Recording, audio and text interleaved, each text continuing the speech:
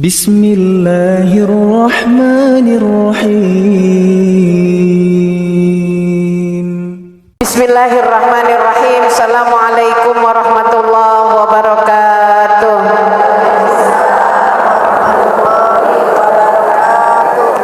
Baik, puji syukur kita panjatkan kehadirat Allah dengan segala nikmat dan anugerahnya, serta sumber dari segala sumber kebaikan adalah Allah, sumber dari segala sumber kekayaan adalah Allah, dan sumber dari segala sumber ketenangan bersumber dari Allah, yang menyebabkan kita sampai hari ini masih bertahan hidup di tengah gelombang dan riak kehidupan yang kian menghentak, bahkan kadang-kadang hampir roboh, tapi karena sandaran kita adalah Allah, insya Allah kita mampu bertahan. Yang kedua, kita bersalawat kepada Rasul Sallallahu Alaihi Wasallam. Insya Allah mudah-mudahan kita termasuk umatnya yang mendapatkan syafaat dari beliau. Kita termasuk umat juga yang nanti kelak di kemudian hari cinta kita disambut oleh Rasul Sallallahu Alaihi Wasallam, sehingga kita bisa mendapatkan syafaatul uzma dari yang kita cintai, yaitu Rasul Sallallahu Alaihi Wasallam. Akhwati fillah rahimahullah, pagi hari ini kita alhamdulillah dikasih rezeki semua. Udah dapat rezeki pagi hari ini? Coba sebutkan siapa yang dapat cuan 5 kepok? Belum? Nah, tadi katanya dapat rezeki. Ya. Oh ya, oke, kita sebutkan kembali siapa yang pagi ini dapat rezeki. Contohnya mana? Hah? Bisa bernapas itu rezeki. Ya, sehat itu rezeki. Punya suami yang sayang itu rezeki. Suami pelit juga rezeki. Suami tidak setia juga rezeki. Ya kan? Ya, yang namanya rezeki itu adalah semua pemberian yang menyebabkan kita semakin dekat kepada Allah. Itu rezeki.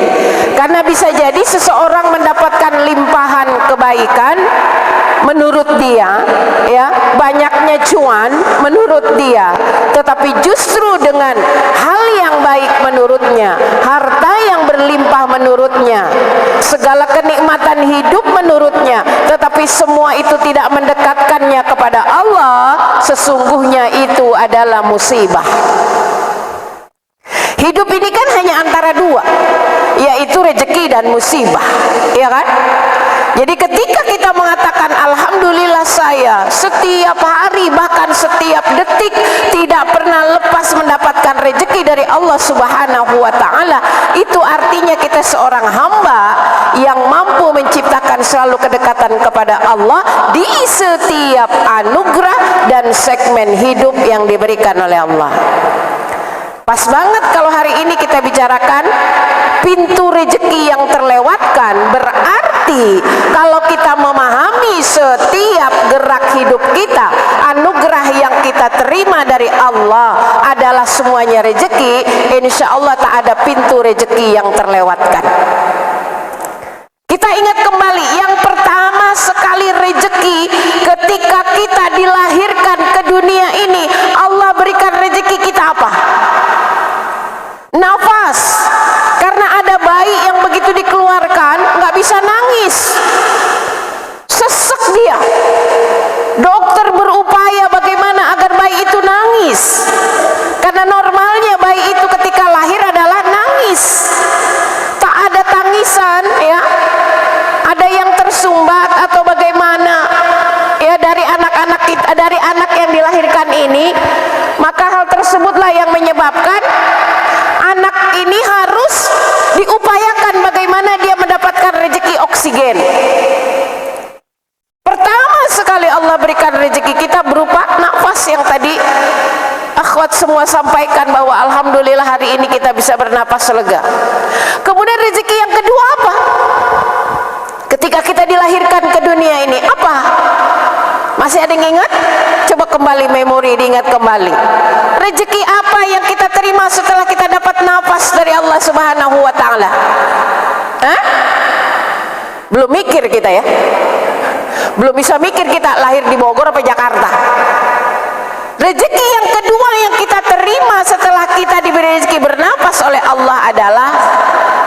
ASI, air susu. Enggak diajarin bagaimana cara menghisapnya, enggak diajarin. Sontak begitu puting itu disuguhkan, disedot tuh puting. Allah memberikan rezeki kepada kita berupa nutrisi air susu ibu yang tidak perlu belajar bagaimana cara mentransfer dari yang ada di dada supaya masuk ke perutnya. Nggak diajarin, bisa sendiri tuh bayi. Pembelajaran yang tidak pernah diterima oleh siapapun, langsung Allah yang mengajarkan. Itu artinya potensi untuk menerima rezeki pada setiap hamba Allah sudah diberikan berupa apa? Naluri untuk menerima air susu dari sang ibu. Itu bahannya juga disiapin sama Allah. Habis dirobek bawahnya masih perih, dada mulai ngebet. Begitu tamunya datang, potensi makanannya siap. Udah nyut-nyutan di dada. Karena apa? Karena deras yang di dalam tak seimbang dengan lubang yang terbuka. Jadi sakit. Pernah ngerasain? Sakit. Kalau semua ngerasain nih, kecuali kameramen tuh kagak ngerasain dia. Masih ngerasain sakit di bawah, yang di dada ini udah nagih. Kenapa? Karena pemiliknya udah datang. Allah siapkan bukan hanya satu, kiri kanan. Kiri kanan potensi ini diberikan. Maka pelan-pelan walaupun dengan rasa sakit ya, yang di bawah belum selesai rasa sakitnya, ditambah lagi dengan yang di dada, rela itu kita memberikan. Rela. Kenapa? Karena Allah sudah siapkan kemauan itu dan potensi itu. Makanya seorang ibu yang mampu melahirkan anaknya tapi tidak mau menyusui anaknya, mengingkari hak seorang anak untuk menerima rezeki dari Allah Subhanahu wa ta'ala. Ridho kita itu memberikannya, walau dengan rintihan itu. Rintihan bukan rintihan mengeluh, tapi karena rasa sakit yang bukan berarti harus melepaskan. Dan itu di tahap pertama saja. Semakin sering dihisap, lancar dia. Kesananya semakin enak, iya kan? Ini semua pernah kita rasakan. Jadi betapa Allah Subhanahu wa ta'ala memberikan nikmatnya pada kita itu tidak akan pernah luput dari setiap helaan napas kita setiap hari. Sempitnya kita hanya memaknai rezeki itu dari sudut materi, padahal itu bagian lain dari rezeki. Kalau kita memaknai rezeki itu hanya dari sudut materi, berapa banyak orang yang pengen bernapas lega harus buang uang jutaan rupiah supaya napasnya lega. Padahal oksigen ini disiapkan oleh Allah. Pernah kita kaji kan? Pernah kita mengalami kendala dengan oksigen? Pernah kita semua harus apa? Harus bagaimana mengantisipasi kesehatan tubuh kita ini, terutama pernapasan, supaya mampu menerima oksigen ini dengan baik. Maka betapa ketika kita mengatakan hari ini saya sedih, kenapa? Rezeki susah merapat. Nah itu pasti tanda kutip, kayaknya dia lagi ngomongin duit ini. Mesti ini lagi ngomongin duit ini. Iya, lagi ngomongin cuan. Padahal dia napas enggak ngos-ngosan. Enggak ada orang yang bernapas lagi ngos-ngosan. Kenapa mbak? Lagi kurang rezeki? Enggak ada yang gitu. Tapi yang dia bilang lagi sesek nafas. Tapi kalau mukanya lagi lusuh, semangatnya enggak ada, rezeki lagi sempit, dia bilang. Inilah sudut pandang kita yang membuat kita hidup ini menjadi sempit. Yang kita maknai rezeki itu Masya Allah luas. Hari ini bisa duduk nyaman begini nih rezeki besar. Makanya yang bisa duduk begini selalu Bunda mengatakan ini orang kaya. Enggak ada orang susah yang kayak begini, enggak ada, iya kan? Udah bajunya enak dipandang, mukanya glowing semua, ntar mesem, ya duduknya pewe, nah gitu. Inilah ciri-ciri orang kaya.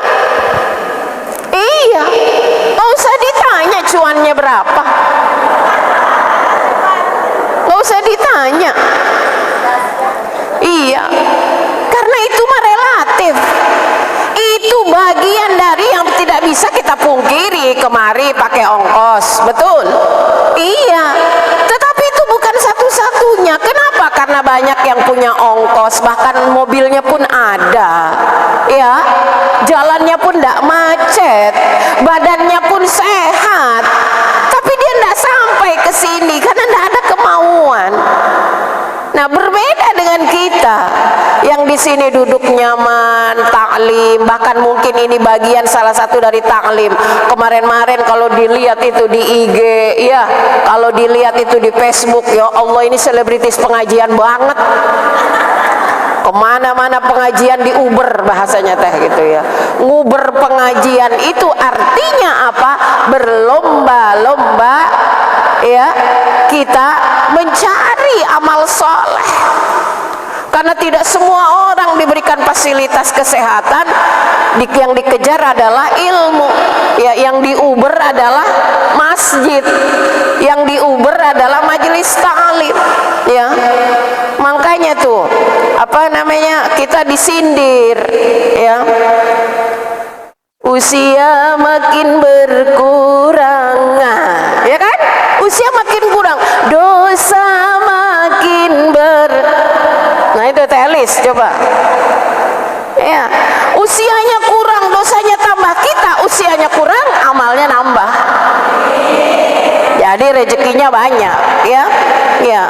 Maka nanti kelak di yaumil akhir, karena banyaknya rezeki itu yang Allah berikan, ya, sudah meninggal pun, sudah wafat pun masih diberikan rezeki, karena deposit amal-amal soleh masih mengalir pada saat badan ini, raga ini sudah ada, sudah tidak ada lagi di dunia ini, ya. Bal ahya'u inda rabbihim yurzaqun, bahkan mereka tetap dapat rezeki dari Tuhannya. Apa? Doa-doa dari teman yang soleh. Harta yang ditinggalkan menjadi harta yang manfaat. Anak ahli waris yang ditinggalkan menjadi zurriyatan thayyibah naslul mubarak. Apa yang kurang? Kuburannya memang ketika dikubur sempit, tapi begitu dia menikmati alam kubur terasa begitu luas. Kenapa? Karena masih mengalirnya rezeki yang diniagakan ketika dia hidup di dunia. Jadi ini banyak karena pintunya banyak. Baik, sekarang kita bicara tentang rezeki. Dari sudut sifatnya, rezeki itu terbagi dua. Ada yang kita katakan bagaimana rezeki itu yang bersifat ma'adi. Ya, apa ini artinya ma'adi? Materi. Ini tadi, itu sifat rezeki itu yang materi, yang tadi yang kita katakan apa? Cuan tadi, ya. Ini bentuknya adalah materi, kekayaan, kesehatan, harta yang terus nambah, rumah yang mewah, mobil mewah, rumah megah, sawah berlimpah, ya, kontrakan berpintu-pintu, baju yang milihnya aja sampai susah. Ini energi berbentuk materi, dan ini diberikan oleh Allah, tidak menuntut takwa atau tidak yang diberinya, baik yang sholatnya siang malam, sunnah dan wajib, ataupun yang tak pernah bersujud kepada Allah. Rezeki ini diberikan yang bersifat materi. Allah nggak pilih kasih untuk ini. Kalau dia seorang pengusaha yang rajin, kalau dia seorang pedagang yang gigih, kalau dia seorang pegawai yang memang ulet, Allah berikan itu. Cepat naik pangkat, cepat dapat untung, mampu membangun relasi yang baik, itu Allah berikan. Makanya sering kita ngelihat nih orang kagak pernah sholat tapi kekayaannya tiap hari nambah. Kita bisa iri, sedangkan kita yang jidat kita sampai hitam. Ini kok rezekinya mampet, tak ada kecuali. Kenapa? Karena Allah memberikan berdasarkan apa? Berdasarkan ikhtiarnya, usahanya. Tidak pilih kasih siapapun. nggak punya kantor dikasih rezeki. Dikasih rezeki. Semuanya diberi rezeki masing-masing, setiap hamba tanpa terkecuali, beriman maupun tidak, bukan hanya manusia, bahkan semua makhluk diberikan ini oleh Allah Subhanahu wa taala. Yang kedua, rezeki yang bersifat maknawi. Hakikat ini secara batini apa? Ketenangan, kebahagiaan, ketentraman. Ini rezeki karena banyak orang di luar sana sampai ikut training beribu-ribu mil ditempuh, berjuta-juta biaya ditempuh untuk bagaimana menemukan ketenangan jiwa. Dan ini spesial, rezeki yang maknawi ini hanya diberikan Allah kepada orang-orang yang beriman dan bertakwa. Alladzina amanu, orang-orang yang beriman. Wa tatma'innu qulubuhum bidzikrillah.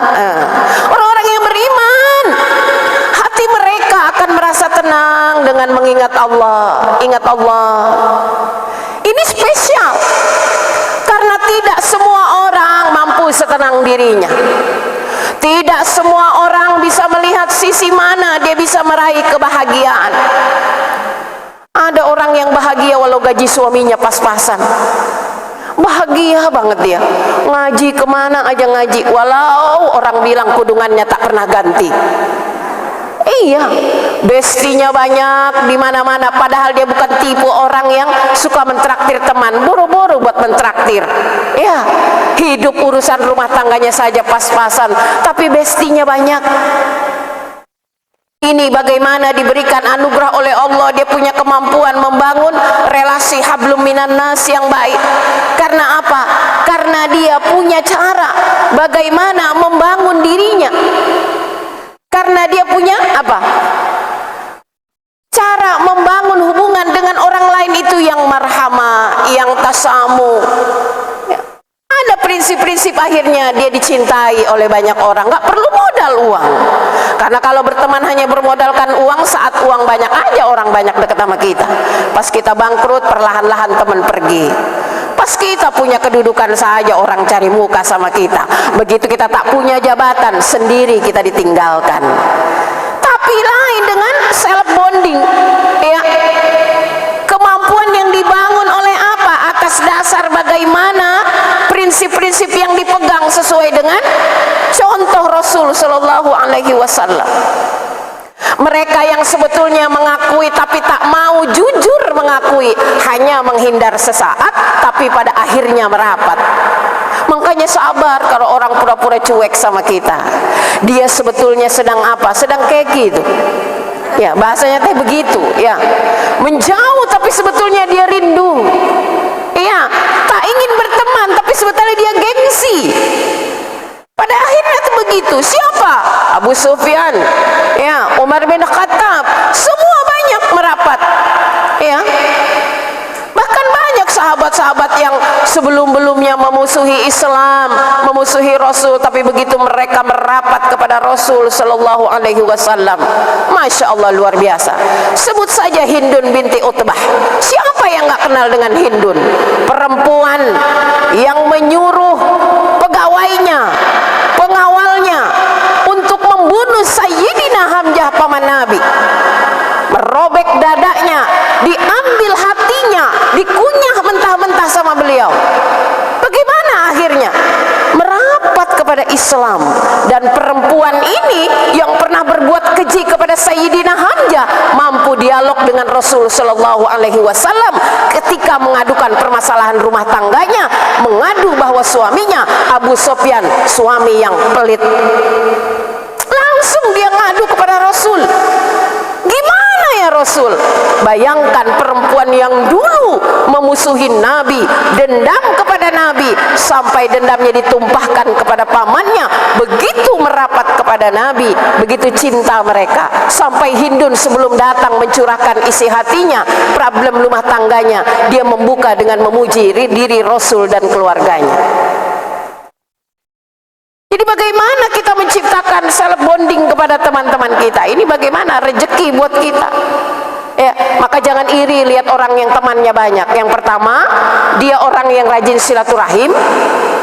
Yang kedua, dia mampu membangun hubungan relasi dengan teman-teman itu agar mampu bertahan. Karena tidak sedikit orang yang mampu membangun pertemanan, mudah pula menghancurkan. Dengan satu alasan, ntar juga dapat lagi yang baru.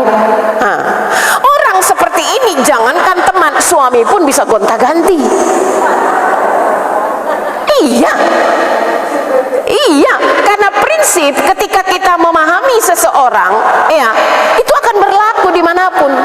Kalau kita bertahan dengan bestie di setiap orang yang kita kenal, sulit untuk melepaskannya. Begitupun dengan pasangan hidup, sekali dia, tetap dia. Ya, ketika mampu menciptakan relasi dengan membina hubungan pertemanan yang baik selamanya,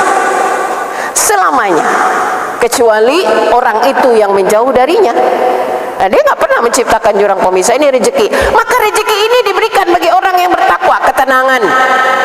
Tenang, ini semua di sini nih tenang. Kalau gelisah ini ada kelihatan bangun pulang. Kegelisahan yang paling nyata baru berapa menit bicara, udah lihat 2 jam, udah lihat jam dia. Jam nih, ini paling tersinggung nih, diberhentiin bicara itu nggak usah, tapi kodenya lihat jam. Jadi para pembicara, para penceramah, para ustadz dan ustazah, kalau jamaah udah lihat jam itu, kita udah GR aja deh. Oh, kayaknya dia udah mulai jemu nih. Ya. Jadi artinya apa? Ketenangan yang ada di dalam jiwa kita ini menyebabkan apa? Sholat khusyuk, ngaji khusyuk, silaturahim khusyuk, berumah tangga khusyuk. Saking khusyuknya, tiba-tiba anniversary yang keberapa bu? 30, Masya Allah, happy banget ya berumah tangga. Ya begitulah ustazah dengan segala liku-likunya, manis, asam, asin, pahit, tapi jangan sampai dimuntahkan.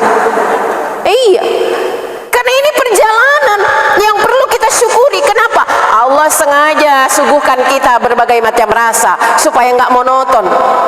Kalau manis terus kan nanti bingung, begitu orang berkata enak apa? Pare, kan pahit. Belum nyoba. Kenapa banyak orang yang suka pare itu pahit? Walau pahit tapi nikmat. Demikianlah kehidupan. Orang mengatakan itu pahit tapi bagi saya nikmat. Jadi Allah suguhkan, kenapa hidup kita ini ada manis, ada pahit, ada getir, ya, supaya hidup kita nggak monoton. Jalan tuh kalau lurus terus aja mulus, jalannya ngantuk nyetirnya. Sesekali diberi itu, ya, diberi apa? Tanggul, sehingga roda mobil itu bergerak, dek, bangun kita dari ngantuk. Demikian, jadi jangan dibikin PW. Maka begitulah gelombang kehidupan itu, tetap apa? Tenang, ya. Walladzi anzala sakinata fi qulubil mu'minin. Ini orang-orang beriman tuh hatinya tenang. Hari ini saking tenangnya, Masya Allah, lupa arisan belum dibayar. Masya Allah. Hari ini saking tenangnya, Masya Allah, lupa ada janji sama anak, ya, lupa kita. Kenapa? Karena begitu masuk masjid, begitu masuk majelis taklim, jiwa ini terasa tenang. Apalagi begitu ketemu Bunda Yati, Masya Allah. Walaupun yang ceramah juga hatinya lagi kagak tenang, tapi tak perlulah jamaah tahu kan, gitu kan. Ya karena kita harus memindahkan aura ketenangan kita kepada yang melihat. Bagaimana mampu menuturkan kalam-kalam Allah, memberikan makna dari pembicaraan kalau yang bicara tuh enggak tenang. Nah, jadi ketenangan ini adalah pemberian dari Allah. Maka mohon kita kepada Allah, ya muqallibal qulub, sabit itu artinya apa? Tetap kokoh, istiqomah, ya, mapan terus jiwa kita ini. Walaupun rezeki itu fluktuatif, maksudnya rezeki materi fluktuatif, kadang ada, kadang tiada, bahkan banyak tiadanya ketimbang adanya. Tapi orang tak tahu, banyak pun begitu, datar aja, biasa aja. Kaya ya biasa, miskin ya biasa. Kenapa? Begitulah kehidupan. Antara bahagia dan kesedihan selalu membuat kita ini terbiasa dengan apa? Dengan sifat yang kokoh. Berada dalam posisi mana? Karena kita udah dididik bahwa kita melihat ada sudut di mana rahmat Allah itu besar pada kita. Ini ketenangan, kebahagiaan. kebahagiaan itu kita yang menciptakan. Itu makanya kita melihat Allah kehidupannya begitu sempurna. Suami ya Allah udah ganteng, pinter nyari duitnya, udah gitu setia, nggak macem-macem lagi, Masya Allah. Apa yang kurang? Kita melihat hidupnya begitu sempurna, itu dari penglihatan mata kita. Tapi beda ketika yang menjalani. Tak ada hidup ini yang dibiarkan bahagia terus, karena kalau kayak gitu ini bukan dunia. Kalau ada orang dari mulai dilahirkan sampai hidup sekarang ini tak pernah sulit, mungkin dia bukan orang itu. Iya kan? Orang-orangan. Kalau ngaku dirinya sebagai orang itu, bahkan orang yang sukses sekalipun, yang saat ini kita lihat begitu sangat-sangat sukses hidupnya, tanya betapa getir dan pahit perjuangan untuk sampai di titik ini. Kita pun begitu, ya. Maka kita semua minta petunjuk dari Allah agar semua kita diberikan ilmu dan kekuatan untuk mampu menghandle suguhan apapun pada kita. Itu rezeki.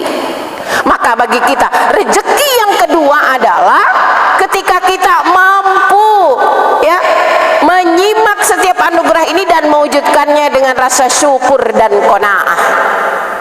Syukur dan qanaah itu baik dan wajib dalam hidup ini. Karena ketika ada orang bertanya, Bunda, apa sih sebetulnya yang ini ya, yang menjadi taraf dan ukuran kekayaan? Nggak ada ukurannya. Tapi ukuran orang kaya itu lihatlah rasa syukurnya. Apa sih Bunda yang menjadi ukuran seseorang itu disebut miskin, fakir? Tidak ada ukurannya. Karena ukuran bagaimana seseorang itu fakir atau miskin dinilai dari sikap qanaahnya. Jadi prinsip ini mesti dipegang kita dalam hidup, karena standarnya adalah diserahkan semua kepada Allah. Jadi ketika ada syukur di sana, maka yang keluar adalah nilai-nilai kekayaan jiwa. Orang yang syukur itu bangun tidur senyum, senyum dia. Bangun tidur itu senyum, entah apalah yang disenyum itu. Karena dengan senyum itu kan aura positif datang. Meskipun ya Allah begitu melek mata hari ini giliran tagihan rumah, kredit motor, begitu ke depan sedikit ya Allah token bunyi titit titit, oh Allah, ini pertanda. Semuanya bikin kepala jadi mumet, bikin kening jadi mengkerut, ya kan? Semraut itu. Tapi senyum ajalah dulu lah. Kalau bukan kita yang senyum, siapa lagi? Nuntut suami yang senyum belum tentu. Lebih baik kita dulu senyum, karena dengan kita mampu senyum sendiri itu obat bagi kita. Obat dulu, sangka baiklah pada Allah, ya, husnudzan, bahwa sangka kita ini yang pertama nikmat untuk mensyukuri anugerah itu. Yang kedua, sangka kita yang berbuat baik ini adalah doa dan harapan kita agar setiap persoalan yang kita hadapi hari ini bisa terselesaikan dengan baik. Hari ini agak kecewa juga, ada 2 jadwal ceramah di cancel. Nah, kan kecewa ya. Iya, kemarin sudah dicatat gini-gini, orang yang minta dibilang sudah masuk tanggal. Lah, kalau mau dibaperin kan jadi susah. Ya udah biarin, kan kayak gitu. Jadi setiap kekecewaan itu dipacu dengan apa? Dengan satu nilai hikmah di balik itu. Ya, hikmah yang terbesar di balik itu semua apa? Insya Allah nanti akan ada hal yang lebih baik. Sama dengan kekecewaan, dibikin kecewa sama anak, dibikin kecewa sama suami. Kan kemarin udah kita bahas, manusia memang tempatnya bikin kecewa. Iya kan? Jadi biasa aja lah kalau dikecewain, nggak usah terlalu lebay pakai nulis status segala. Emang lu doang yang suka dikecewain ya. Jadi kalau kita dikecewakan sama manusia biasa aja, keles gitu. Ya. Iya, ini dunia loh, ini manusia. Hanya Allah yang nggak pernah bikin kecewa. Kalau dikecewakan suami biasa aja. Karena demikian lah dikecewakan anak biasa aja. Maka agar semuanya bisa berjalan dengan baik, modalnya kita dulu merespon kekecewaan itu dengan baik. Ya Allah, ya Rabbana, ya. Kita harus bangkit kembali untuk menatanya dengan baik. Baik, kita lihat sekarang menurut cara mendapatkannya sekarang rezeki itu. Ya, tadi apa? Sifatnya. Ya. Cara dapetinnya bagaimana? Yang pertama ada rezeki yang dikatakan rezeki kasbi, kasab. Ini melalui apa? diperoleh dengan jalan usaha, dagang, kerja, apalagi nih boleh warisan, kan usaha orang tuanya, hingga anaknya dapat warisan. Apalagi ini semuanya ada usaha. Burung tuh dapat rezeki hingga temboloknya penuh, dia ada usaha, terbang dari kandang kemana aja, ada makanan di sana dipatok dia, ada orang melempar ke itu dipatok sama dia, itulah rezeki dengan usaha. Jadi manusia itu wajib berusaha. Yang wajib itu usaha, bukan wajib berhasil. Nggak ada wajib berhasil, karena keberhasilan itu ada di Allah. Kita hanya berusaha.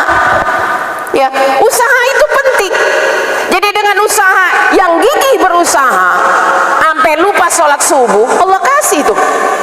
Iya, dia datang ke pasar dari pukul 2 dini hari, baru tutup tuh lapaknya sampai pukul 2 siang. Oh, ngitung duit dia. Iya, siang dia usaha, malam dia hitung hasil usahanya.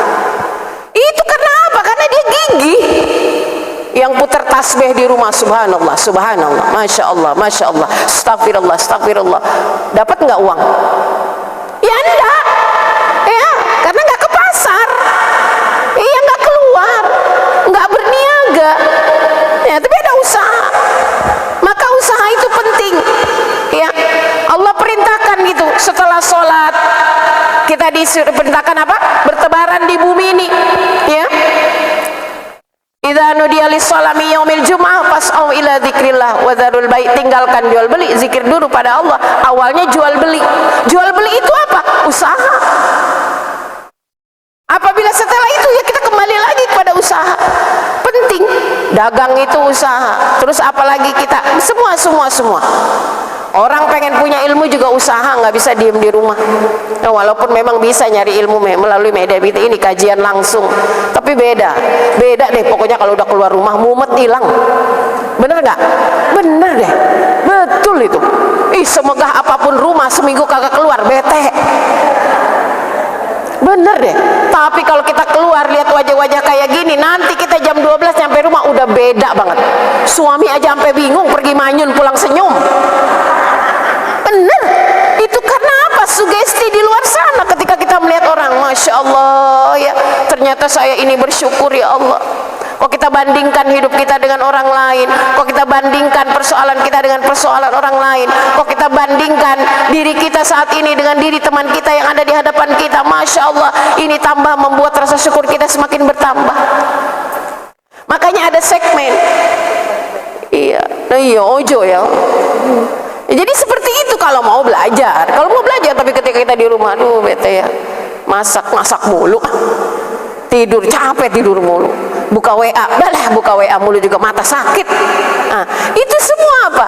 Akan menjadi tawaran yang begitu menggiurkan ketika kita sadar betul bahwa di luar sana banyak pelajaran yang bisa kita ambil. Fasiru fil ardh, jalanlah kamu, ya. Fanzuru kaifa kana aqibatul mukadzibin, lihat di sana begitu banyak orang-orang yang kamu bisa ambil pelajarannya karena mereka mendustakan ayat-ayat Allah. Masya Allah. Jadi berusaha penting. Kalau mau kaya, mencari uang, ya udah gitu, cari uang. Ya karena yang dicari uang dapat dia. Ya dari dari belanjaan mentah-mentah gitu diolah, ntar malam juga udah jadi duit. Dimasak, diolah, orang pada makan jadi uang. Nah, itulah usaha. Ya. Maka kenapa Rasul Shallallahu Alaihi Wasallam berusaha? Ya Allah, Rasul Shallallahu Alaihi Wasallam itu berusaha dari mulai menjadi penggembala sampai pedagang. Itu menandakan apa? Beliau manusia biasa. Karena kalau Rasul nggak usaha, Rasul nggak cari makan untuk kehidupan keluarganya, nanti ada orang mengkultuskan Rasul. Rasul mah malam dikirimin sama Allah dari langit tumpah rezekinya. Enggak, semuanya pakai usaha. Jadi syarat dengan unsur kemanusiaan Rasul menikah. Kenapa? Karena periode Rasul sebelumnya, yaitu Nabi Isa alaihi salam, sampai kagum umatnya, akhirnya malah kebalik, perintah untuk menuhankan Allah, malah nabinya dituhankan. Jadi Rasul nggak mau kayak gitu. Jadi ditunjukkan kemanusiaannya. Aku nikah, aku cari uang untuk menghidupi keluarga. Keluargaku juga punya masalah. Nah, berarti kemanusiaannya ditonjolkan oleh Allah, dan perintahnya adalah Allah Tuhan Tuhannya, Rasul pembawa risalahnya. Kalau para anbiya berusaha, kenapa kita hanya menuntut kun fayakunnya Allah? Nggak bisa. Semuanya wajib ya, dan usaha ini akan diberikan kepada orang yang gigih dan rajin usahanya. Maka di masa Rasulullah Shallallahu Alaihi Wasallam ada sahabat yang punya talenta berdagang yang bagus, ya, sahabat Abdurrahman bin Auf, maka beliau menjadi pengusaha yang sukses. Abu Bakar Siddiq pun demikian. Ibu Khadijah radhiyallahu anha, istri Rasul Shallallahu Alaihi Wasallam, adalah seorang entrepreneur, masya Allah. Beliau sukses menjadi pedagang bukan hanya di Makkah, lintas negara. Bahkan Rasul Shallallahu Alaihi Wasallam menjadi duta dagangan beliau, dan itulah yang membuat hati Ibu Khadijah terpikat kepada Rasul karena bangunan relasi antara pengemban amanah dengan yang diamanahkan. Jadi sekarang kita penting berusaha. Kalau hidup rumah tangga kita sempit, Mbok, ya jangan banyak nuntut, ya, ridho sambil berusaha. Makanya ketika ada yang bertanya begini, Bunda, ketika ekonomi kurang, boleh nggak istri bekerja? Boleh, syaratnya diizinin suami. Boleh, tapi tidak mengabaikan syarat yang utama, yaitu tugas kita sebagai seorang istri dan ibu. Tapi ketika kehidupan perekonomian rumah tangga terhimpit, yang dibanyakin bukan mengeluh, yang dibanyakin adalah usaha dengan manajemen keuangan yang baik. Karena mengeluh tak akan menyelesaikan problem yang kita hadapi dalam kesulitan ekonomi, maka berusaha. Jadi ketika kita melihat banyak perempuan, ada yang dagang, ya, habis ngaji di apa ini, ada aja yang didagangin gitu. Boleh nggak? Boleh. Itu adalah bagian dari usaha. Dan kalau kita mau beli, belilah dari produk teman-teman kita ini yang ketemu, karena bisa jadi dia lebih butuh. Uang yang kita, keuntungan yang diperoleh dari dagangannya itu bukan untuk ngumpulin banda ke depan, tapi untuk makan hari-hari. Maka inilah konsep usaha. Dan Allah Subhanahu wa Ta'ala sangat mencintai, sangat meridai umatnya yang rajin usaha. Dikucurkan itu rezeki melalui usaha. Baik. Yang kedua jenisnya adalah rezeki dalam jenis wahbi. Ini apa? Kalau ini nggak pakai usaha, ya, datangnya itu nggak bisa diprediksi. Nah, ini yang dibilang rezeki nomplok. Ini yang dibilang rezeki yang tak terduga. Ini milik siapa? Ini spesial, milik orang-orang yang bertakwa. Wa may yattaqillaha yaj'al lahu. Orang yang bertakwa itu, ya, banyak jalan rezekinya. Yaj'al lahu makhraja, dijadikan baginya tuh punya tempat-tempat yang spesial. Bahkan yang mau diberi rezeki itu nggak tahu. Ujuk-ujuk ada yang ngumrohin, masya Allah, ya. Tah dari mana aja wasilahnya. Ini namanya ujuk-ujuk gitu ya. Tiba-tiba. Padahal itulah rezeki karena ketakwaan. Wa yarzuqhu min haitsu la, diberikan rezeki dari jalan yang nggak diduga-duga.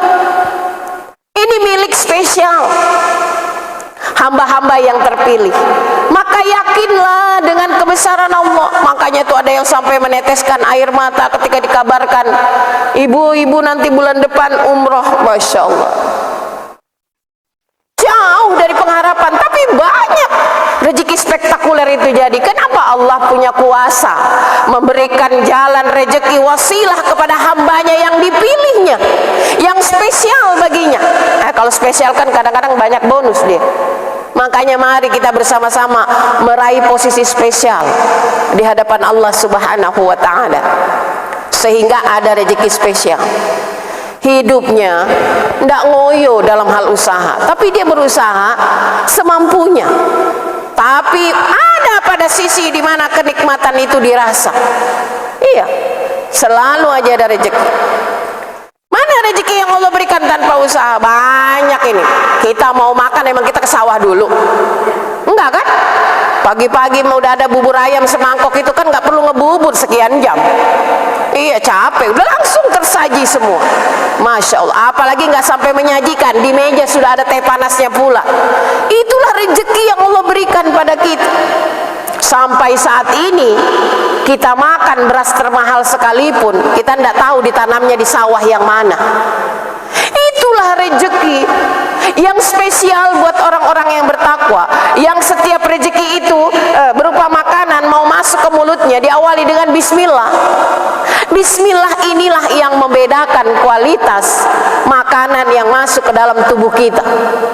Walau makannya di hotel bintang 5 tapi lupa bismillah, sama aja kaki 5 itu. Betul kan? Tapi ketika makannya di tenda kaki 5 tapi ada bismillah di sana, itulah makanan bintang 5 yang kita makan. Jadi kualitasnya ada di mana? Ada di rasa syukur. Karena apa?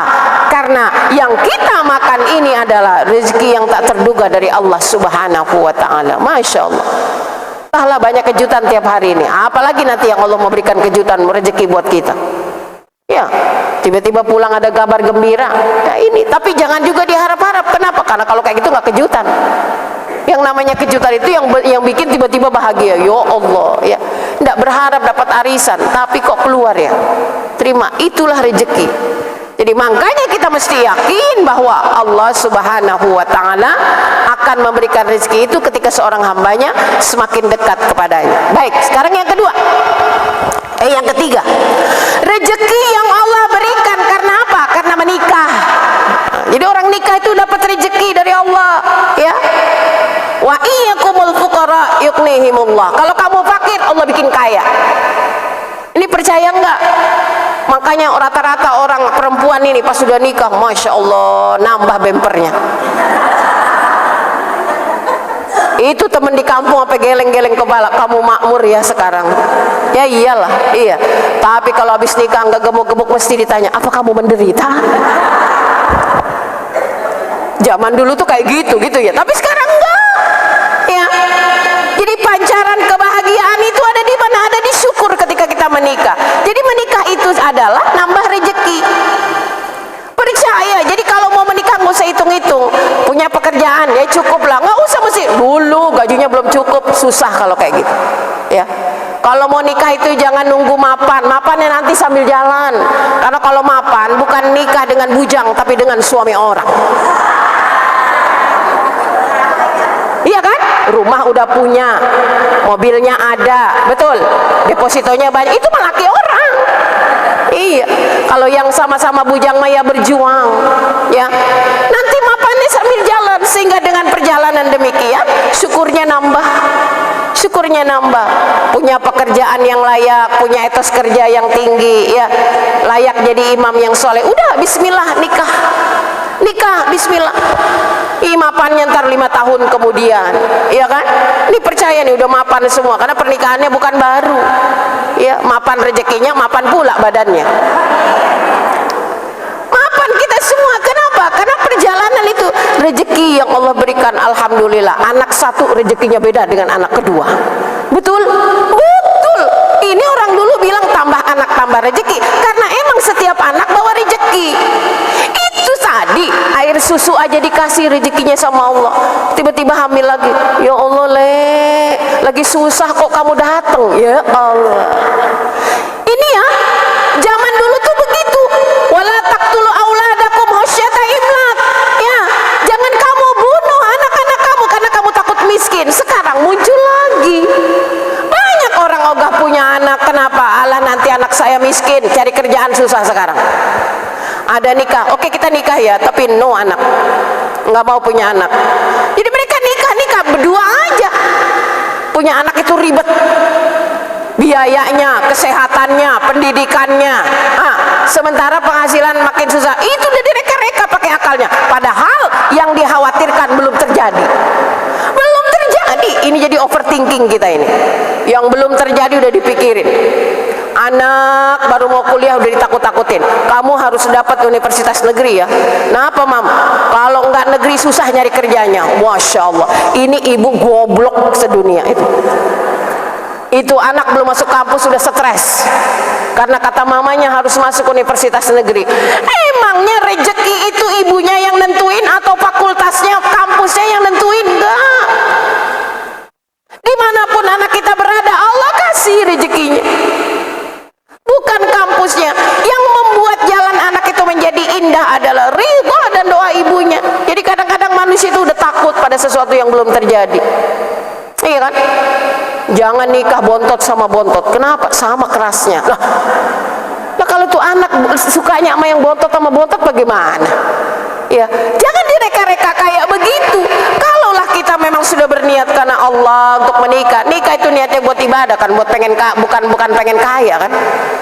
Iya, bukan pengen kaya. Ndak nikah pun banyak tuh jomblo yang kaya, tapi tetap aja hidupnya gersang karena nggak punya pasangan. Tapi kalau kita niatkan nikah itu untuk ibadah, masya Allah, riak dan gelombang perjalanannya menjadi indah. Ya ibadah ya kayak gitu. Ya, lihat saudara-saudara kita yang ibadah haji. Ada nikmatnya saat kumpul bersama, karena semuanya juga sama dalam jumlah yang banyak. Nah, prosesnya di Armina, ya kan, Muzdalifah. Ya sampai itu kalau ada terjadi persoalan angkutan macet sekali, iya itulah kenapa diuji dalam ibadah. Sama dengan pernikahan. Jangan takut menikah. Anak kita jangan ditakut-takutin. Anak laporan, mam, pengen nikah, mam, udah ada, udah. Emang udah cukup gaji? Ya dicukup-cukupin lah, mam, biar mereka belajar. Cuma ditanya nih calon mantu, belajar prihatin, ya. Karena inilah perjalanan. Ajarkan dia belajar dari orang tuanya, ajarkan juga dia belajar dari kita calon mertuanya. Karena bagaimanapun kunci kesuksesan rumah tangga, modal paling besarnya adalah istri. Istri ini decision makernya istri. Kalau istrinya mampu memanage kehidupan rumah tangga, ya nggak mesti tuh tangkinya penuh, tangkinya separuh pun kalau keluarnya keran itu diatur dengan baik, cukup tuh air buat kebutuhan hari-hari. Tapi kalaupun tangkinya penuh, ya selangnya lupa ditutup, bocor semalaman, bablas itu nggak sampai 2 hari, kering tuh tangki. Sama halnya seperti itu. Jadi kenali gini, ya siap. Kalau siap ya udah, aduh kamu baru golongan 2 udah mau nikah, nunggu golongan 4, ya bagaimana, masih lama mak. Ya. Sementara nikah ini kan nggak ngikutin golongan, tapi bagaimana dorongan. Nah, jadi salah kita jika mereka-reka. Tapi mama belum siap ini. Apanya mama belum siap? Buat resepsinya. Nah itu yang salah. Nikah itu murah, yang mahal itu adalah gaya hidupnya. Iya, gengsinya. Gedungnya pengen yang bagus, cateringnya pengen yang terlezat di Bogor. Itu bagus masih di Bogor. Di Indonesia misalnya. Kenapa? Karena tamunya tukang celak. Pengantin cakep, wih keren dua-duanya. Yang laki-laki ganteng, yang perempuan cantik. Bak Pangeran dan Putri Cinderella. Begitu masuk ke area catering, kok rendangnya kurang matang ya? Dah diundang, ya disiapin makan, iya dicela. Makanan enak, pengantinnya nggak matching, dicela. Ada mesti kayak gitu. Jadi yang punya hajat dari urusan A sampai Z itu nggak ada yang mau bikin kecewa. Prepare sampai lupa ada bimbingan Suscatin, kursus calon pengantin, membekali ilmu buat para calon pengantin agar mampu melalui kehidupan bahtera rumah tangga. Dari daftar hadir yang akan hadir 31 pasangan, yang datang cuma 8 pasang. Yang lain kemana? Lagi ngecek catering ustazah, lagi fitting baju pengantin ustazah. Itu yang penting, padahal itu hanya 2 jam. Perjalanan kehidupan rumah tangga yang entah 2 tahun, bahkan mungkin 20 tahun, itu perlu modal kuat untuk dijalani. Karena kita juga sama mengajarkan anak seperti itu. Untuk undangan aja nggak cukup itu, percetakan datang 3 kali. Ini nggak cocok, itu nggak cocok. Padahal setelah dibaca undangan itu dibuang. Hanya tahu infonya, tempatnya di mana, tanggal berapa, itu doang. Tapi bagaimana? Karena gengsi, masya Allah, kita banyak makan gengsi. Jadi pernikahan itu menjadi mahal, sulit anak kita. Mereka bilang mesti punya tabungan sekian. Ibunya bilang ibu mesti jual ini, jual itu. Ya Allah, pestanya meriah, tetapi begitu menjalani kehidupan rumah tangga, naudzubillah. Ya, jadi jangan sampai kita menjadi orang-orang yang dicela oleh Allah Subhanahu wa taala, menjadi manusia yang kufur, yang tidak sadar bahwa dalam kehidupan ini ada banyak hal yang mesti kita pertimbangkan. Baik, kemudian yang keberapa? Yang keempat rezeki karena bertakwa. Nah, orang bertakwa itu banyak rezekinya. Tadi ada yang tak diduga, yang diduga pun ada. Kenapa? Maka ada karena ketakwaan menghasilkan rezeki. Masya Allah, lihat guru-guru kita yang viral, ya kan? Itu TikToknya aja dapat rezeki itu. Iya kan? TikToknya aja menghasilkan uang, memberikan nasihat. Iya, setiap live berapa rezeki yang ngalir itu karena ketakwaan, kedekatannya pada Allah Subhanahu wa taala. Bukan mereka yang menjadikan ini sebagai penghasilan, tapi apresiasi dari orang-orang yang melihat ilmunya. Terutama di era digital kayak gini, Masya Allah. Jadi betapa berharganya media sosial hingga bisa mendatangkan income bagi para guru-guru yang luar biasa. Semakin viral semakin kaya. Ya, viral di langit, viral juga di bumi. Jadi takwa itu akan membawa apa? Kepada nilai-nilai yang tertinggi. Cari akhirat, dunia ngikutin. Tapi kalau cari dunia, akhiratnya ketinggalan. Allah beri itu. Jadi insya Allah kalaupun kita harus viral, virallah dengan kebaikan. Karena apa yang sudah kita share ke media sosial itu akan menjadi hal yang abadi. Abadi itu walaupun dari akun kita sudah dihapus, tapi tak bisa terhapus sesungguhnya. Terlebih lagi kiraman katibin, malaikat yang mencatat amal-amal kita. Jadi jangan pula kita ingin viral karena menjual ketakwaan. Nah, itu tahu Allah bagaimana itu bisa terjadi dalam diri seseorang. Bukan, tapi ketakwaan yang membawa kepada rezeki bagi dirinya dan kehidupannya. Ini janji Allah bagi orang-orang yang bertakwa.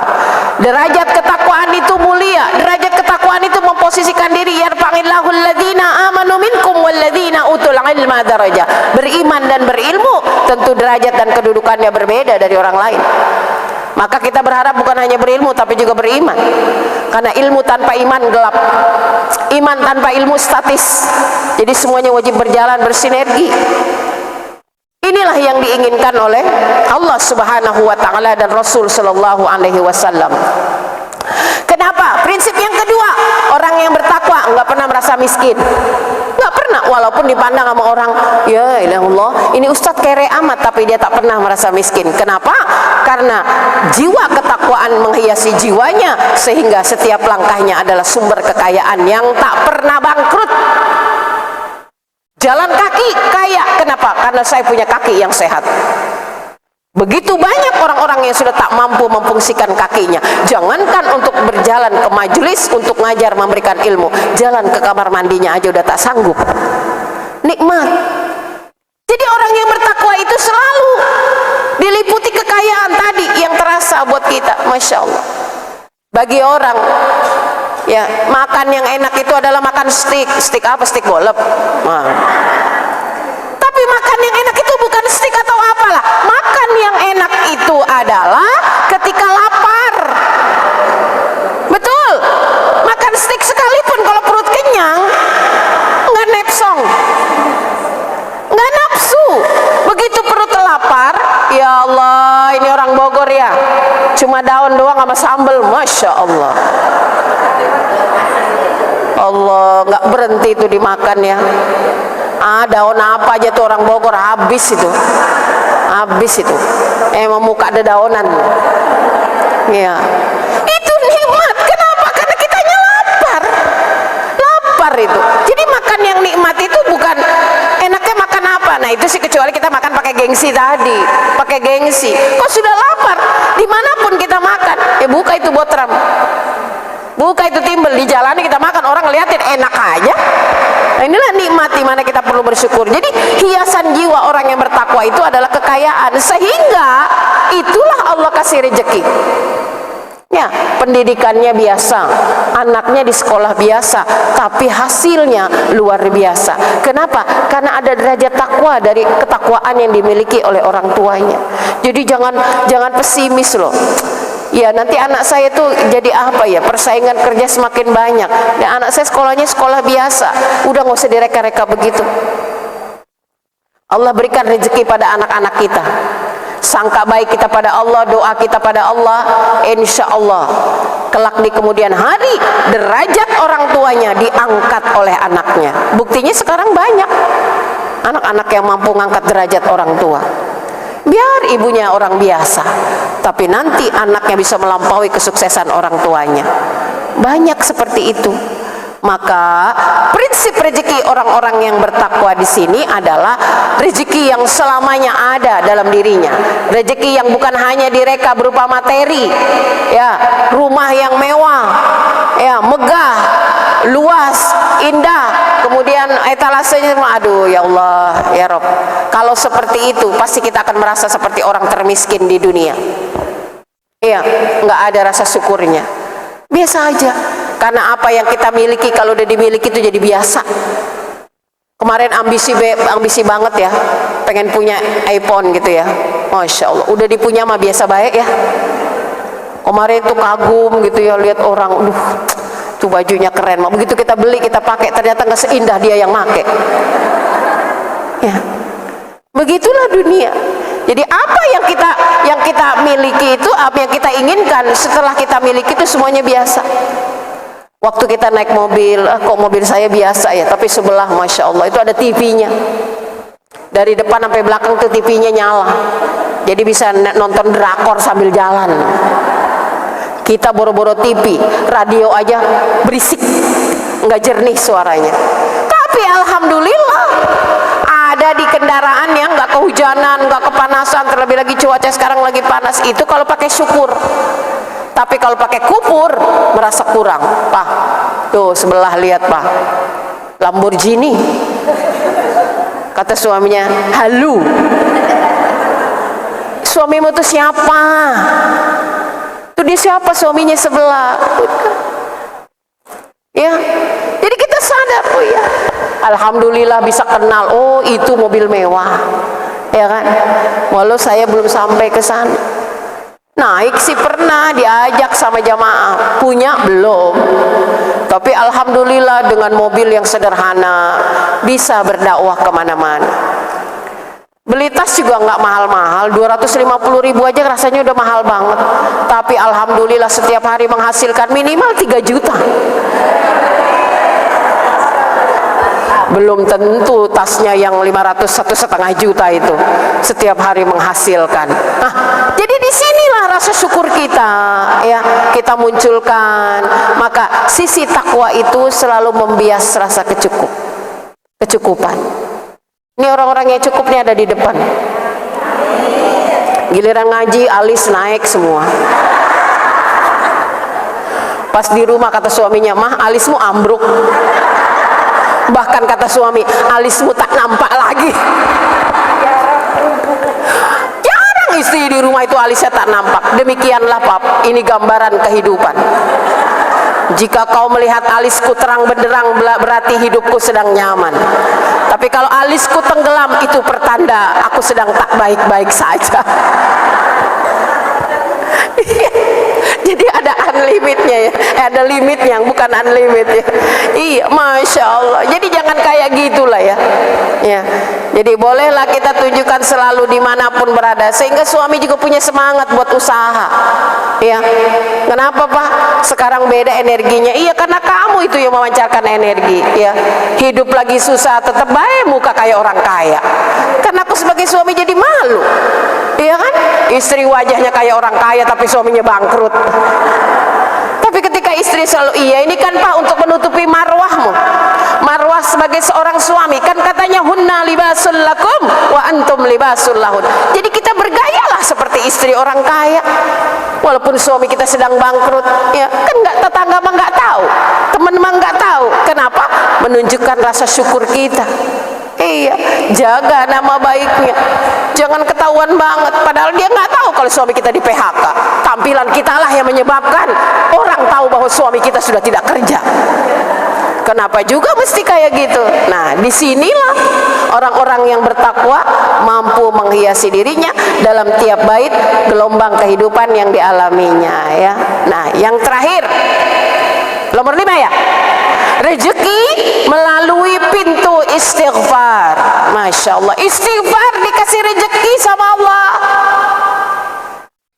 Berapa beratnya istighfar? Seapa banyaknya istighfar? Tapi ini juga menjadi wasilah bagaimana rezeki itu datang. Bagaimana Allah memberikan ampunan dosa-dosa itu melalui istighfar.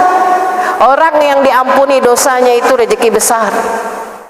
Karena bisa jadi kalau dosa tak terampuni, ciloko, ya, celaka yang paling dahsyat buat kita semua. Ada manakala pintu istighfar itu terbuka, maka terdapat apa? Kekuatan dalam jiwa yang membuat etos kerja menjadi tinggi, sehingga akhirnya rezeki itu jalan.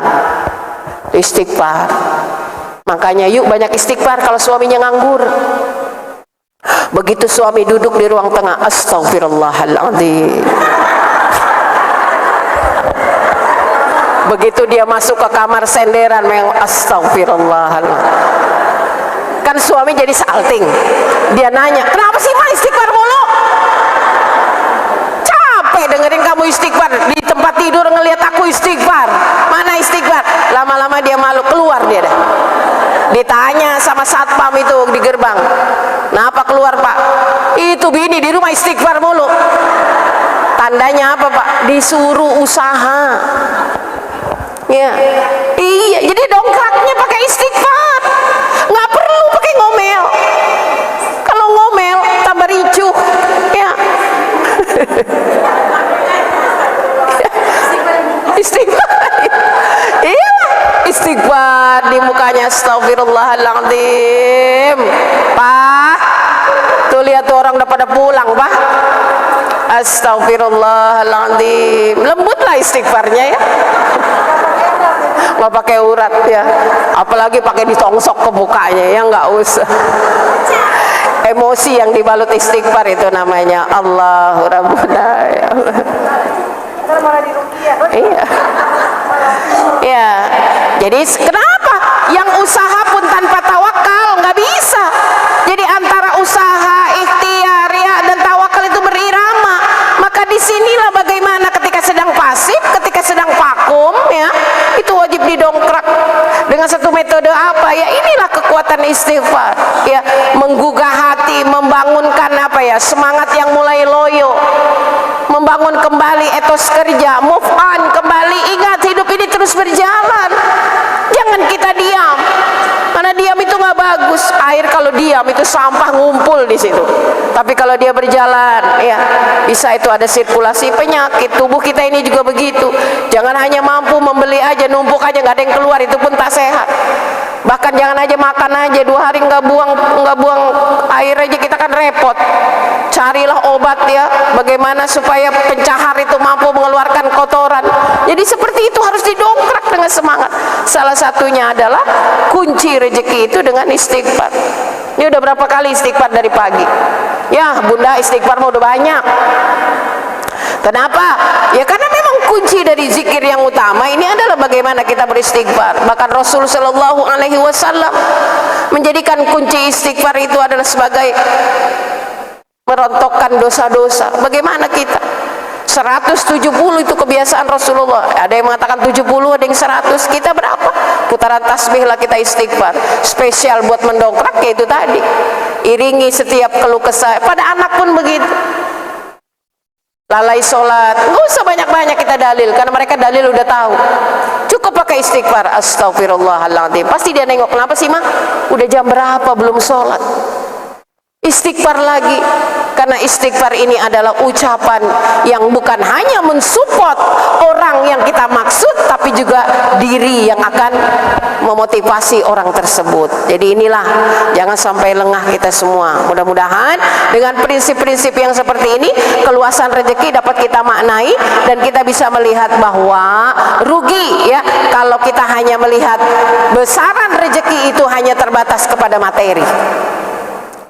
Karena ketika kita melihat materi, siapa sih di dunia ini yang tidak diberikan rezeki materi oleh Allah? Semua dikasih. Jadi kalau udah paham pintu rezeki ini, enggak iri kita pada orang yang banyak rezeki walaupun dia tak sholat, walaupun dia tak taat pada Allah, bahkan mungkin tak beriman kepada Allah. Bisa kaya raya, tak membuat kita berpikir. Kenapa? Karena itu adalah bagian dari kewajiban Allah memberikan rezeki baginya atas dasar usahanya. Tapi kita punya yang spesial. Kita punya yang spesial yang tidak dimiliki semua orang, berbeda makanya ya. Kebahagiaannya menjadi kebahagiaan yang lestari, ketentramannya menjadi ketentraman yang selalu hadir di setiap waktu, bukan hanya ketika tanggal 1 sampai tanggal 15 ke sana sepi lagi, bukan hanya ketika sedang berharta wajahnya ceria, tapi ketika sedang tak punya uang wajahnya mulai lusuh kembali. Enggak. Jadi pancaran imanlah yang selalu mengantarkan kita kepada nilai-nilai kebajikan dan nilai-nilai keutamaan yang tidak akan pernah sepi menghiasi jiwa kita. Amin ya Allah ya Rabbal Alamin. Ada segmen bertanya, tanya jawab, masih ada waktu? Iya, silakan Bu Ce. Karena kalau ada pertanyaan bisa nambah luas penjabarannya. Silakan. Baik, sambil minum. Insyaallah tabarakallah. Ini yang perlu jadi catatan yang terakhir Bu, rezeki yang datang karena istighfar. Ibu-ibu ini sudah terbiasa dengan istighfar, bahkan itu menjadi habits atau kebiasaan ya Bu ya. Dan insyaallah mudah-mudahan ini akan terus berlangsung. Namun hati-hati yang perlu dijaga adalah intonasi dalam beristighfar ya Bu ya. Jangan sampai beristighfar tapi matanya ikut melotot. Ya insya Allah ya, nanti bukan yang didatangkan rezeki itu bukan ya. Baik insya Allah, mudah-mudahan terima kasih Bunda atas penjabaran rezeki-rezeki yang insya Allah mudah-mudahan 5 pintu ini tidak terlewatkan oleh kita, karena ini akan mendatangkan rezeki yang barokah seperti itu. Silahkan, ada yang mau bertanya dengan 5 pintu tadi? Cukup 5 pintu saja ya, insya Allah. Nanti dari pertanyaan bisa dikembangkan lagi. Kalau ibu-ibu ingin lebih dalam lagi begitu, silahkan dibuka. Ada sesi kurang lebih 5 menit sebelum kita nanti akan berdoa di penghujung. Kalau tidak ada, baik, sepertinya tidak ada Bu, sudah paham semuanya. Ibu-ibunya sudah happy. Oh ada pertanyaan, baik. Enggak, silahkan Ibu Teh Elis atau Teh Epi, dekat kamera ada yang bertanya.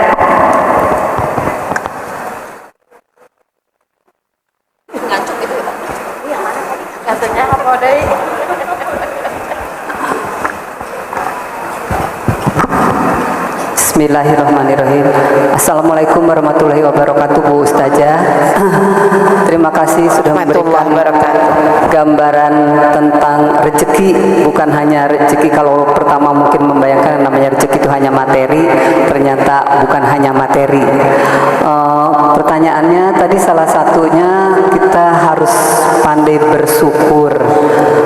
Kebetulan tadi contoh-contohnya bersyukur kita lebih dari yang lain, bersyukur kita punya sesuatu yang lebih. Bolehkah emang bersyukur dengan membandingkan orang lain yang lebih tidak baik gitu ya? Bolehkah seperti itu? Bukankah apa tidak lebih baik bahkan kita tuh membantu atau mendoakan gitu orang yang kurang dari kita gitu ya? Itu pertanyaan pertama. Yang kedua tadi kita kalau mau bekerja, ibu-ibu tuh harus izin dari suami. Pertanyaannya itu hukumnya wajib ya Bu Ustazah? Izin apa? Izin dari suami untuk bekerja, ibu-ibu. Nah, apakah itu hukumnya wajib gitu ya? Kalau misalnya tidak diizinkan, padahal secara ekonomi mungkin merasa istrinya kurang gitu ya, tapi tidak diizinkan, terus maksa istrinya. Nah, itu salah nggak gitu kayak gitu? Ya, terima kasih Bu Ustazah. Ya. Assalamualaikum. Baik, terima kasih Bu. Namanya siapa Bu? Tati. Ibu Tati. Baik, terima kasih pertanyaan Bu Tati ini untuk banyak ya. Jadi ketika kita melihat bagaimana kehidupan orang lain, terus nikmat yang diraih oleh orang lain, boleh nggak cara kita bersyukur seperti itu? Itu adalah jalan upaya kita untuk menjadi hamba-hamba yang pandai bersyukur. Melihat gitu, karena yang namanya pembelajaran ayat-ayat itu bukan hanya yang kita baca dalam Al-Quran. Ini ayat yang tersurat, tetapi yang tersirat, ayat-ayat kauniyah itu ada di sekitar kita. Salah satunya adalah ujian yang menimpa orang lain, bahkan ujian yang menimpa diri kita. Wa fi anfusikum afala tubsirun. Di dalam diri kamu, apakah kamu nggak ambil pelajaran musibah yang menimpa diri kita? Itu disuruh ambil pelajaran. Juga yang menimpa orang lain. Jadi dengan ketika kita pandai menyimak ya hal-hal yang terjadi terjadi di sekitar kita, kita bisa belajar. Oh iya ya, karena manusia tuh begitu, dinasehatin nggak buru-buru nerima, tapi ketika ngelihat kejadian baru dia berasa, ngelihat langsung baru terasa. Makanya Al-Quran metodenya banyak di dalam memberikan pemahaman kepada hamba. Al-Quran banyak menceritakan kisah. Tujuannya apa? Dengan kisah itu kita suruh mengambil ibrah. Ada kisah istri yang soleh padahal suaminya salah. Ada kisah istri yang salah padahal suaminya soleh. Ada istri dan suami yang soleh dan soleha. Itu 3 contoh ini kita disuruh ambil ibrah, ambil tamsil, ya, ambil pelajaran. Makanya banyak kisah-kisah yang Rasul pun tak mengalami di masa itu diceritakan kepada Rasul, kemudian Rasul menceritakan kepada para sahabat, kemudian termaktub di dalam ayat-ayat Allah, dan kisah ini sampai kepada kita. Sampai ke pertanyaan yang kedua dari Bu Tati tadi, kalau istri harus bekerja karena disuruh oleh suami untuk memenuhi perekonomian, boleh, boleh. Dua-duanya harus bersinergi untuk bertanggung jawab atas perekonomian keluarga. Tidak hanya menyalahkan papa sebagai kepala rumah tangga kurang gesit ini, kurang maco, kurang jalan otaknya. Jadi nggak bisa kita selesaikan dengan begitu. Yuk sama-sama. Nah, karena dengan apa? Dengan energi yang Allah berikan, ya, wa bima faddalallahu ba'dahum ala ba'din. Dengan kelebihan masing-masing tercipta saling melengkapi. Yuk sama-sama. Dari dasar ini maka ikhlas suami, walaupun sebetulnya bukanlah tanggung jawab istri soal nafkah. Kenapa kenyataannya sekarang banyak perempuan menjadi pekerja? Banyak perempuan bekerja di luar sana. Kenapa? Rata-rata mereka ketika ditanya membantu perekonomian keluarga. Minimal ketika ditanya, Mbak, kenapa Mbak kerja? Apa kurang dari suami? Kurang mah enggak, Bunda, tapi enak rasanya kalau punya uang sendiri gitu loh. Iya, mau apa ini namanya? Mau beli urusan kita itu nggak pakai repot-repot minta suami. Kalau dikasih jatah, kalau enggak kan kita kesel, ya kan? Minimal Bunda beli skincare itu udah ada. Tapi diizinin nggak Mbak? Diizinin sih Bun. Nah itu kuncinya di situ. Kalau suami tak mengizinkan, enggak berlaku. Enggak berlaku. Kenapa? Atas dasar ini menjadi hak penuh suami. Kenapa? Iya karena kalau tujuannya cari nafkah, kewajiban memberikan nafkah itu ada di suami. Tapi kalau tujuannya, tapi kan saya punya talenta Bun, punya kemampuan buat kerja. Ya tapi kan itu kalau diizinkan suami. Jika tidak, toh talenta yang kamu punya, pendidikan yang kamu dapat bisa untuk mencetak generasi yang berkualitas. Tentu beda kalau ibunya punya pendidikan yang bagus, kualitas anaknya beda dengan ibu yang pendidikannya biasa. Maka ilmu yang sejatinya tadi dia mau arahkan buat cari nafkah, nambahin, kata suaminya nggak diizinin, curahkan untuk membangun generasi yang berkualitas di rumah. Cetaklah anak-anak kita menjadi generasi yang militan. Kenapa? Karena ibunya punya ilmu.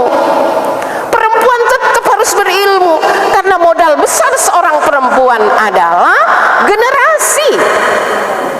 Hanya ibu yang berkualitas yang mampu menjadikan anak-anaknya berkualitas. Kalau ibunya biasa, anaknya juga biasa. Apalagi ibunya sering uji coba.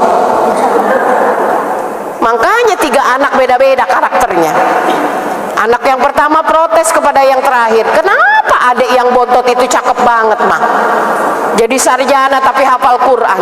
Iya, itu karena mama udah cakep pendidikannya, udah ngaji, udah sadar Quran itu penting. Tapi waktu kamu belum, mama masih jahiliyah. Ilmunya ala kadarnya. Banyak ibu yang merasa berdosa kepada anak-anak yang dilahirkan yang pertama.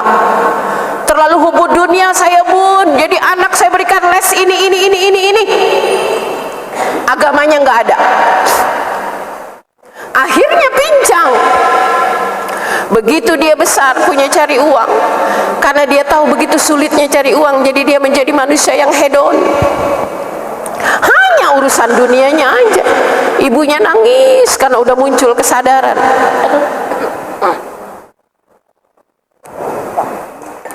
Lahirlah anak yang berikutnya, maka beda targetnya.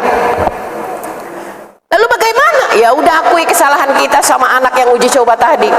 Maafin mama ya nak. Inilah karena keterbatasan ilmu, tapi berbeda dengan ibu yang berkualitas sejak awal, wal akhir. Wah, ini anak saya. Jangan malu punya gelar S2 tapi nggak kerja. Oh sudah cukup, napkah dari suami saya.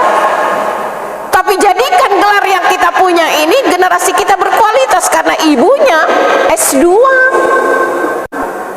Iya, karena ibunya adalah perempuan berpendidikan.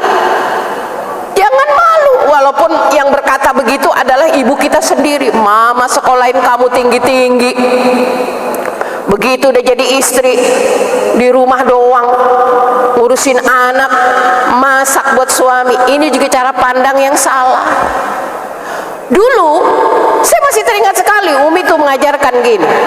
Jadi perempuan itu tetap sekolah, agama nomor 1 ya. Jadi kalau minimal inilah kepepet-kepepetnya urusan perekonomian keluarga mengalami kesulitan, kalau istri punya kemampuan ya bisa membantu suami. Jika semuanya sudah tercukupi, itu modal utama untuk bagaimana membangun rumah tangga yang baik.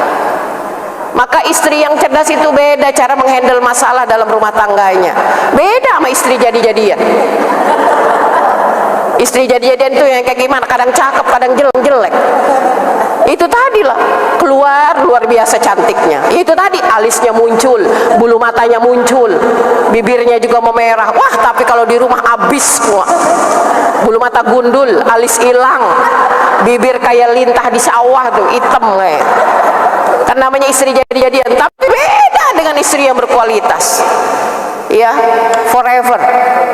Kapanpun bapak di depan, di belakang, di sumur, nggak ada sumur sekarang, di kamar, di dapur, ngaji, sama tampilan kita tuh kayak gini. Iya, bolehlah tanya ayah, bunda kalau di rumah tuh pakai bedak apa nggak? Pakai, tapi nggak kayak gini memang. Tetap aja pakai. Jadi pesona kita tuh harus tetap ada. Ya, masak ya masak, tapi kan inemnya inem seksi. Iya kan? Kalau ditanya bunda nggak keluar, nggak lagi ngapain? Nginem. Nginem apa? Nginem apa sih nginem? Masak, bersih-bersih, ya. Walaupun ada yang ngurus rumah, namanya juga pembantu, yang peritil-peritil tetap kita. Yang buangin tuh apa tuh? Tempat-tempat bumbu itu udah banyak yang kotor-kotor kita itu. Bawang-bawang yang udah membusuk-busuk kita buangin, diseleksi. Siapa yang kita? Itu kerjaan bunda kalau lagi di rumah itu. Lap-lap yang peritil-peritil nggak kelihatan sama pembantu, tapi kita yang punya rumah itu harus kulkas seminggu sekali dikeluarin. Siapa yang ngerjain? Yang nyonya. Jangan semuanya mbak, enggak. Itu tugas kita seperti itu ya. Boleh. Nah, samping itu ya, tetap pesonanya ada. Jadi kalau kita lagi ngelap kulkas, yang punya kulkas ngelirik, pasti itu bukan karena buahnya, tapi yang ngelapinnya itu. Ya, jadi inilah daya tarik kita, insya Allah ya ibu. Jadi seperti itu bu ya. Jadi kalau misalnya nih ibu sekarang ketemu sama saya nih bu nih ya, Bu Tati. Nah sama, saya juga ketemu Bu Tati. Wah keren. Bu Tati usia berapa sekarang Bu Tati? 70. Masya Allah. Ini saya pikir tadi Bu Tati 60. Iya, berarti bersyukur. Kenapa? Tampilan yang luar biasa, ya, tak sesuai dengan usia. Walaupun usia tetap menjadi hitungan rahasia. Banyak orang sekarang kalau ditanya umur tuh malas jawab. Iya kan, malas jawab. Tapi lihatlah dia, ya, sebagaimana keadaannya. Inilah menandakan rasa syukur, ya. Yang kemudian, bagaimana kalaupun kita harus bekerja? Bekerjalah untuk membantu suami. Bekerjalah, dan bekerja itu juga ibadah. Jadikan ibadah. Jadi walaupun punya bos ganteng, jangan halu tiap melihat bos termenung. Oh, andai suamiku seperti dia. Oh, enggak. Jadi merusak hati. Bos ya tetap bos, ya. Tahta di hati ini hanya mampu diduduki oleh satu orang, tak tergantikan. Jadi nggak ada isu begini-begini. Nah, kita buat jarak, ya. Kenapa? Karena misi utama kita adalah bekerja, membantu perekonomian keluarga. Nggak terpaksa.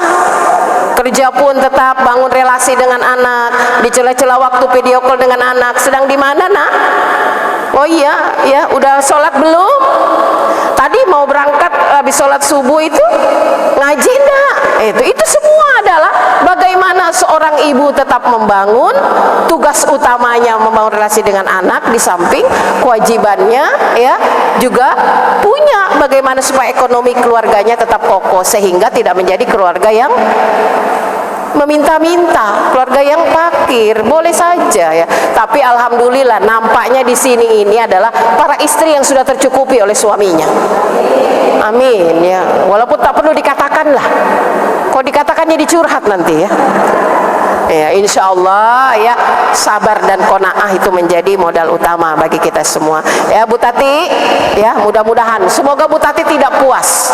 Karena kalau Bu Tati puas nggak datang lagi ke masjid. Kalau tidak puas datang lagi terus ya. Kita cari ilmunya lagi hingga setiap hari kita terus memperoleh nilai-nilai nutrisi. Makan aja kita nggak pernah berhenti, lapar makan lagi. Jiwa ini perlu selalu dikasih makan. Dengan apa? Dengan ilmu, dengan pembelajaran. Di mana tempat makannya? Di sini. Ya, tempat makanan jiwa itu di majelis taklim, di masjid. Bukan di sebelah sana. Itu nanti habis kajian kita ke sana. Kalau ada yang mau nraktir ke sana ya. Ya. Baik, demikian Bunce.